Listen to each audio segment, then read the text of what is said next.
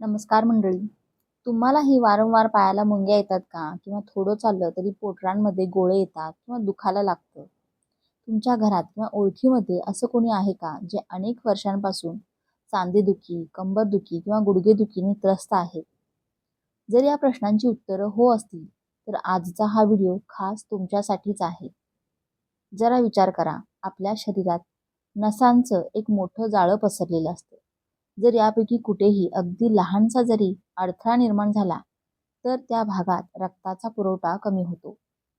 आणि मग हेच कारण ठरतं त्या असह्य वेदनांचं, पायाला मुंग्या येण्याचं किंवा बेचैनीचं. पण काळजी करू नका. आज मी तुम्हाला एक असा साधा आणि सोपा घरगुती उपाय सांगणार आहे, जो तुमच्या नसांमधील ब्लॉकेज दूर करेल आणि या समस्येला मुळापासून संपवण्यासाठी मदत करेल.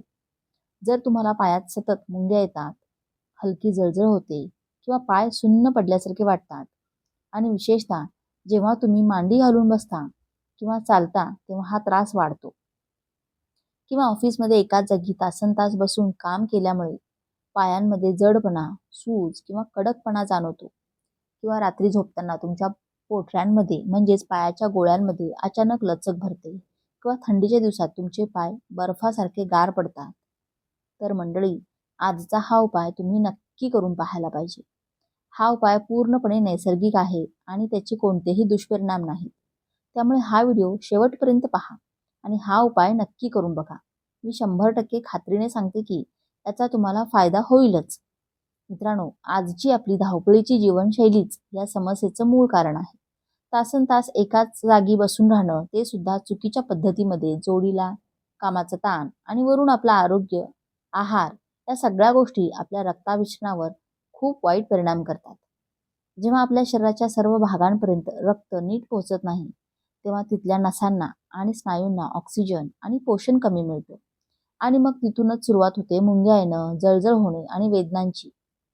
या वेदना थांबवण्यासाठी आपण अनेकदा डॉक्टरांकडे जातो, महागड्या पेन किलर गोळ्या घेतो, पण या औषधाने फक्त तात्पुरता आराम मिळतो. समस्येचे मूळ कारण म्हणजेच रक्ताभिसरणातील अडथळा तसाच राहतो. पण मंडळी, या समस्येवर आपल्या स्वयंपाकघरातच एक साधा आणि नैसर्गिक उपाय उपलब्ध आहे. यासाठी आपल्याला फक्त 2 गोष्टींची गरज आहे. पहिली गोष्ट म्हणजे कापूर आणि दुसरी गोष्ट म्हणजे लिंबू. हो, तुम्ही बरोबर ऐकलं. या 2 साध्या गोष्टी मिळून हा जालीम उपाय तयार होतो. फक्त कापूर घेताना एक काळजी घ्यायची आहे. आपल्याला पूजेसाठी वापरल्या जाणाऱ्या चौकोनी वड्या किंवा फॅक्टरीमध्ये बनवलेला कृत्रिम कापूर वापरायचा नाहीये. आपल्याला हवा आहे तो अस्सल नैसर्गिक कापूर, ज्याला आपण भीमसेनी कापूर म्हणतो. हाच तो हाच तो कापूर आहे ज्यामध्ये औषधी गुणधर्म असतात, जे रक्ताभिसरण सुधारतात, नसांना शांत करतात आणि स्नायूंना रिलॅक्स करतात. लिंबाबद्दल बोलायचं झालं तर लिंबू आपल्या अँटी इन्फ्लॅमेटरी आणि स्वच्छतेच्या गुणधर्मासाठी ओळखलं जातं. हे त्वचेचं रंध्र मोकळी करतं आणि थकलेल्या नसांना पुन्हा सक्रिय करण्यास मदत करतं.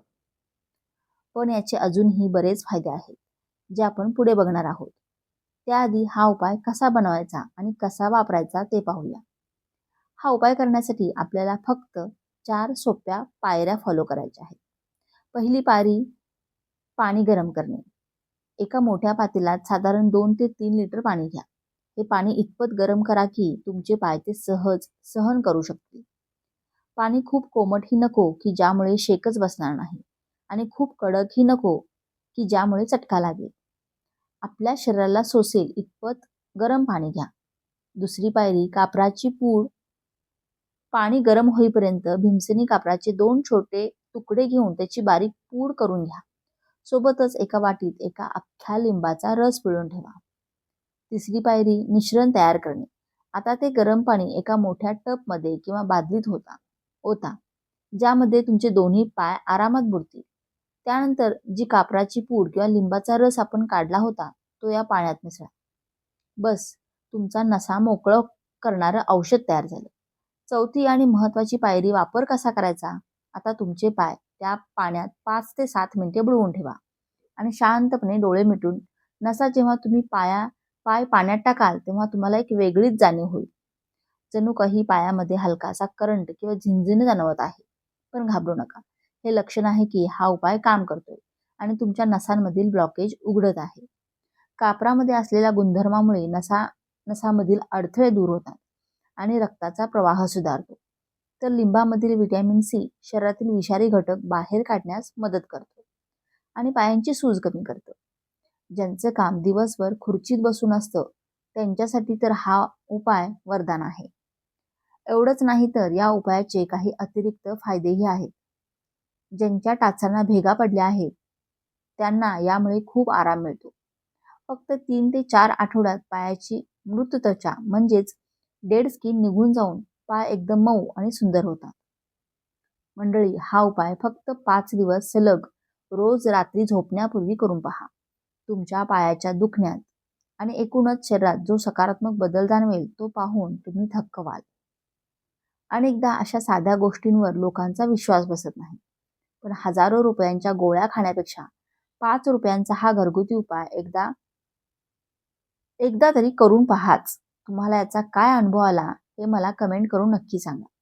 जेणेकरून इतर मराठी बांधवांनाही त्याचा फायदा समजेल आणि ते हा उपाय करण्यासाठी प्रवृत्त होतील. जर तुम्हाला ही माहिती उपयुक्त वाटली असेल तर व्हिडिओला लाईक करा आणि आपल्या मित्रमैत्रिणींसोबत, नातेवाईकांसोबत शेअर करा. कारण आरोग्याची काळजी घेणं हीच खरी संपत्ती आहे. भेटूया पुढच्या व्हिडिओमध्ये. स्वतःची काळजी घ्या, हसत राहा आणि निरोगी राहा.